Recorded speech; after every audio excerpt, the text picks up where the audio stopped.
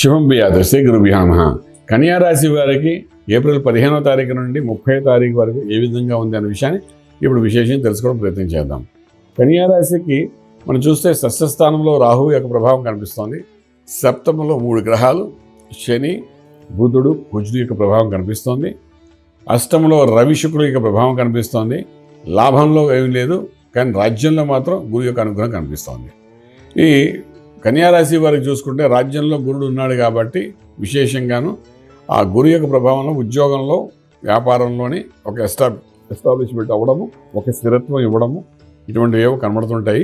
But ఏదైనప్పటికీ ఉద్యోగం చేసే ప్రయత్నాలు మాత్రం మానకండి, గట్టి ప్రయత్నాలు చేసుకోండి, కొంత ఫలితం బాగుంటుంది.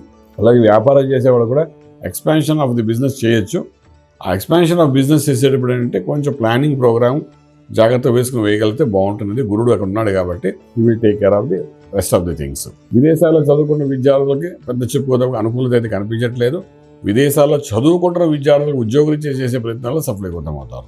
ఇంపోర్ట్ ఎక్స్పోర్ట్ వ్యాపారాలు న్యూట్రల్గా ఉంటాయి. శుభవార్తలు ఉంటారు, శుభైన కార్యక్రమాల్లో పాల్గొంటారు.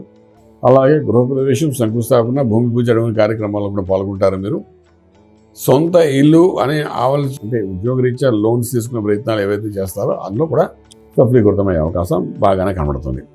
అలాగే ఫిల్మ్ ఇండస్ట్రీ, ఫార్మా ఇండస్ట్రీ వాళ్ళకి మంచి అనుకూలంగా కనబడుతున్నాయి. వ్యాపారంలో లాభాలు, ఎస్టాబ్లిష్మెంట్స్ అవ్వడం ఇవన్నీ బాగా కనబడుతున్నాయి. Agriculture, organic industry, food industry, pharma industry వాళ్ళకి ఒక 20 to 30% హైక్స్లో వ్యాపారంలో బెనిఫిట్స్ వచ్చే అవకాశం బాగా కనబడుతున్నాయి. ఆరోగ్యమే మహాభాగ్యం అనుకుంటాం కాబట్టి ఈ ఆరోగ్య స్థానాలు చూస్తుంటే ఇక్కడ రాహు యొక్క ప్రభావం కనిపిస్తున్న కన్యా రాశి వారికి అంటే రక్త సంబంధమైన కొన్ని దోషాలు కనబడతాయి. మోకాలకి దిగువ భాగంలో కొంత బ్రెయిన్ స్ట్రెస్ లెవెల్స్ వచ్చే అవకాశాలు బాగా కనబడదు. అంతపైకి వేరేమీ లేదు. ఓకే, రాహు యొక్క ప్రభావం ఇవన్నీ జరుగుతుంది. రాహు గాయత్రి మంత్రం నాగధ్వజాయ విద్మహే పద్మహస్తాయ ధీమహి తన్నోహు రాహు ప్రచోదయాత్. ఈ మంత్రాన్ని కొంతకాలం సాధన చేయాలి. ఎందుకంటే 6 ఇంట్లో రాహు అక్కడే ఉంటాడు, కదలడు కాబట్టి అది చేసుకుంటూ ఉంటుంటే ఆ మంత్రం, గాయత్రి మంత్రాన్ని కొంతవరకు ఊరటగా ఉంటుంది. ఆరోగ్యం కూడా బాగుంటుంది.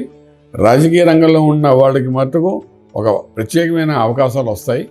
వచ్చిన దాన్ని సద్వినియోగపరచుకోండి. చిన్నదా పెద్దదా అవకాశం ఉన్నది పక్కన పెట్టి అవకాశం రాగానే పట్టుకోవడానికి ప్రయత్నం చేయండి. అక్కడ నుండి దినాభివృద్ధి జరుగుతూ ముందుకు వెళ్ళే అవకాశాలు బాగా కనబడతాయి కాబట్టి ఆ విధంగా చేసుకుంటారండి. డెఫినెట్గా రాజమార్గంలో రాజ్యం పొందగలుగుతారు. శుభం బియాత్.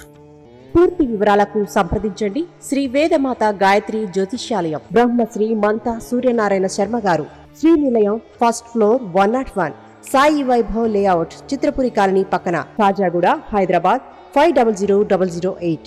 సంప్రదించవలసిన ఫోన్ నంబర్ 8855559147, 8855559148, 9849996644.